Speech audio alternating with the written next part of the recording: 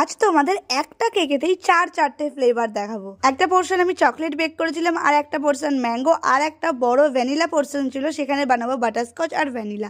তার আগে তোমরা যারা আমায় চেনো না, আমি হলাম প্রিয়াঙ্কা। আমি বাসায় বাকুলিয়া থেকে ছোট্ট একটি হোম বেকারি চালাই। স্ক্রিনে দেওয়া নাম্বারে কল করে তোমরা আমার সঙ্গে কেক অর্ডার করতে পারো। এই কেকটার অর্ডার আমার কাছে অনেক দিন আগে এসেছিলো, কিন্তু ভিডিওটা পোস্টই করা হয়নি। তো কাস্টমারের স্পেশাল ডিমান্ড ছিল যে একটা কেকেই চারটে ফ্লেভার্সে ট্রাই করবে। কোনো ওকেশান ছিল না, সে জাস্ট খাবে বলেই কেকটা বানাতে বলেছিল, আর 4 রকম ফ্লেভারই সে ট্রাই করবে বলেছিল। আমিও এরকম অর্ডার পেয়ে খুবই মজা পেয়েছিলাম। তোমরাও চাইলে এরকমই কাস্টমাইজ করে নিতে পারো, 4 রকমের ফ্লেভার একসাথে তোমরাও আমার থেকে পেয়ে যাবে। তো এখানে দেখো, আমি আমার স্পেশাল বানানো ম্যাঙ্গো পিউরিটাও অ্যাড করে দিচ্ছি। আমার ম্যাঙ্গো কেকে কিন্তু ম্যাঙ্গো পিউরিটাই থাকে, যেটা আমি হোমমেড সম্পূর্ণভাবে বানাই। দারুণ টেস্টি হয় এটা খেতে, পুরোটাই হোমমেড হয়।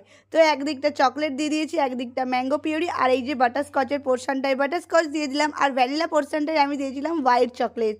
কারণ ভ্যানিলার আলাদা করে কোনো ফ্লেভার হয় না, ওটা তো হোয়াইট চকলেট দিলেই ভালো হয়। এবার আমি 4টে যে পোর্শন, সেই 4টেকে দেখো ক্রিম দিয়ে একটু বর্ডার করে দিচ্ছিলাম। সত্যি বলতে কেকটা দেখতে খুব সিম্পল হলেও খেতে কিন্তু দারুণ হয়েছিল। কাস্টমার তো খুবই খুশি হয়েছিল।